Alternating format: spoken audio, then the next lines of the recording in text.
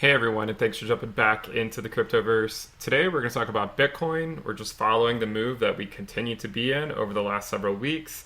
And because of the volatility recently, this is why I'm posting so many videos of Bitcoin. And because who are we kidding? It's fun to do. So go ahead and subscribe to the channel. We're almost at 20,000 people. I think we're likely going to get there hopefully within the next day or so. So help me get to 20,000 people, subscribers, I should say. I would appreciate that. Also check out the Telegram channel in the description below if you guys like the content and want to talk with me. We have over 3,400 people. So let's go ahead and jump in. So, we've been talking about Bitcoin for a long time, and since this move, every step of the way, people have been shorting Bitcoin, saying it's going to be dropping back down to $1,800 or back down to $3,500. Wherever the gaps, the CME gap at 3,500 or so.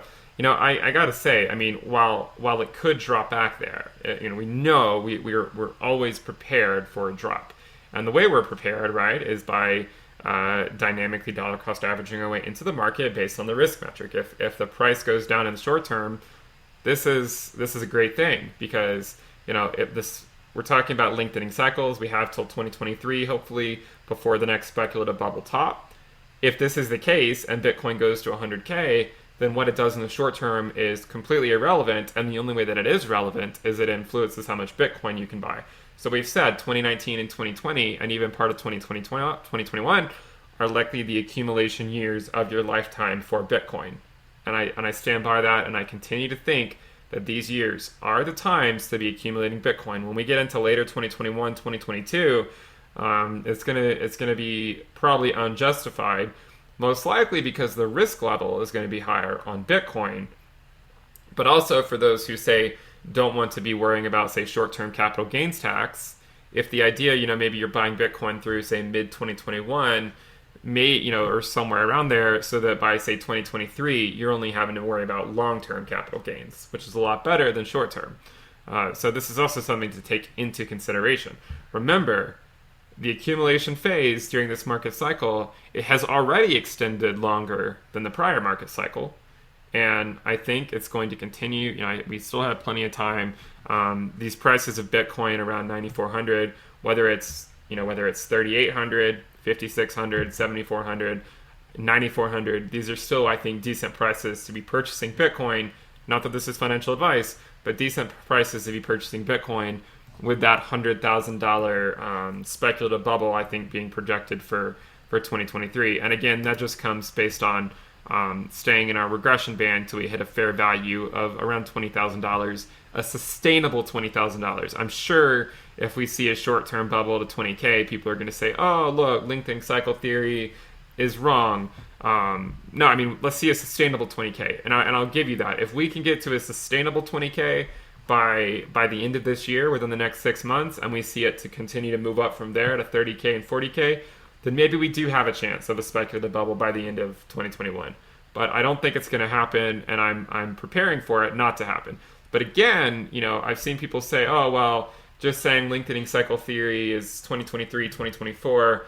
Oh, that doesn't really mean anything because how does that help with a trading plan? I have a trading plan. We've talked about this. You use the risk metric. Doesn't matter what the price of Bitcoin does in the short term. You just react to it based on what the risk level is. And if you want access to that, we talk about the risk level on the channel about every month or two. And that's great for people who want to DCA every month or two. If you want access to the risk metric more frequently than that, then you can subscribe to the premium list. And if you want to do that, just go to intothecryptoverse.com. You get a weekly report, a weekly premium video, and I'm going to slowly ramp up the amount of premium content I'm doing and lowering the amount of public content I'm doing through this market cycle. So if you want to be a part of that and have time to really read through all the reports I'm generating there, watch all the videos that I have that talk about the best time to buy Bitcoin, historically speaking, and statistically speaking, the best day to buy it, as well as Ethereum, then check out my premium list at intothecryptoverse.com. But again, during this move, we've been seeing, we keep saying, okay, we need to stay above the 20-week to maintain bullish momentum. We're still above that. In addition to that, we're above the 50-week, which also brings even more confidence to other coins like Ethereum, Cardano, a few other coins are doing pretty well right now. And this candle printed, people were saying that there was a tiny wick that went below the 50-week. and they said, oh, the 50-week broke. No, it hasn't broken until you see, weekly candles printing the body of candles below the 50-week. Here, we're still moving up. And, it was unclear which way this candle was going to break, but at least for the short term, it's gone up. Currently, we're at around 94.50. The risk level obviously has gone up as well with respect or regarding Bitcoin. But what we're focused on, again, is staying resolute with our decision making. Okay, dynamic DCA. I put out a video a couple days ago that showed that this typically does work out. The only time it doesn't work in the short term, but typically gets flipped once you go through another market cycle. The only time it doesn't work out in the short term is if you do it going into a bull market.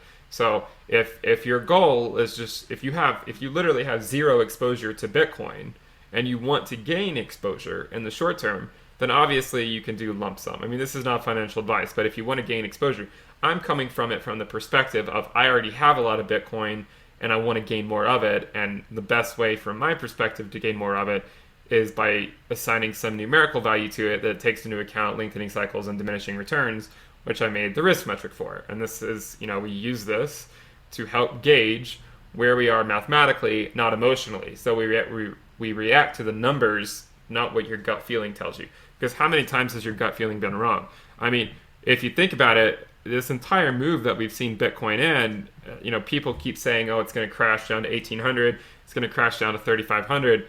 Going back to this chart, if you look at the non-bubble logarithmic regression, so a regression equation of 10 to the a times ln of x minus b, where x is the number of days and a and b are fitted coefficients to the non-bubble data, I mean, to go down to $1,000 Bitcoin, like I see a lot of bears saying, I mean, it would look like this. We have to drop down to this line here. It just seems very unlikely. And it reminds me of the last market cycle when people were saying we were going to drop less than $100, and it never happened. And those people are still waiting. In fact, I saw one of those people the other day waiting for sub $100 Bitcoin. I saw one of them. Maybe you guys recognize them. Here they are. We're still waiting. They'll be waiting for a long time.